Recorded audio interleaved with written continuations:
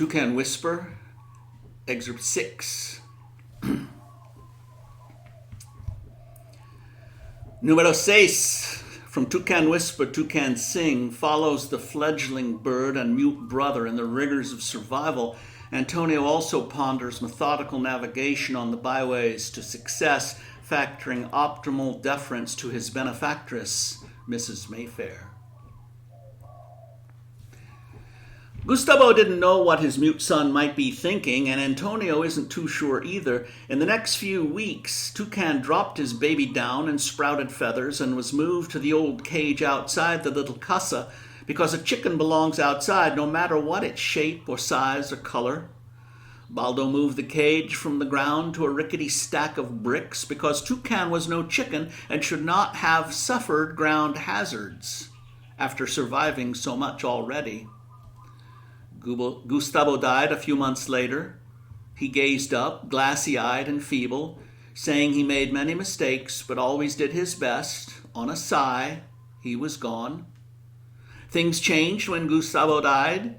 For starters, in the weeks following the burial, Baldo smashed the cage with an old board, then beat it to a mangled mess. There it sits, once a bird cage, its perches and swings now broken and twisted in a heap.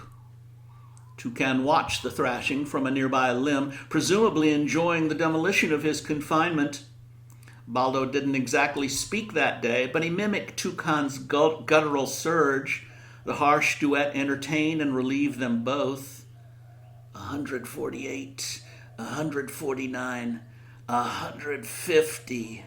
There, it is done. 150 sit-ups per day will be the new standard and will be done in the morning, not in the afternoon. Antonio does not stop but goes directly to 100 stomach crunches and 125 push-ups. Make that 150 each for balance and symmetry and penance in advance. A little credit on hand can't hurt. Antonio remembers his poor dead father, gone now these 5 years, but seeming absent for longer. Well, maybe it's 6 years or 7. Time changes pace for a boy with no father in the formative years, at once an orphan, yet a father to his younger brother.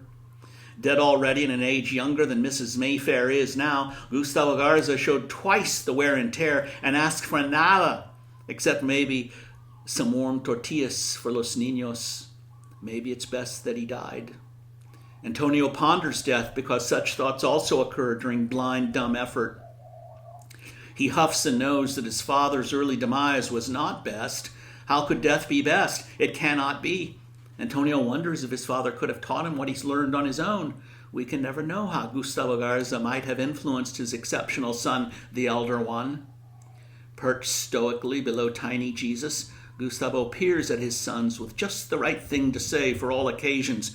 Mute as his younger son, Gustavo seems wiser now, knowing those things that eluded him in life. Yet his image still shines with a patina of dried sweat, as if toil bespeaks his afterlife as well. A photograph can't sweat unless it's a miracle, like the famous Madonna that cries, and not from a leak in the roof. Perhaps such a miracle is here before us. Heaven knows he sweated more in a single day than Mrs. Mayfair in a month of poolside tanning sessions. Thanks for listening.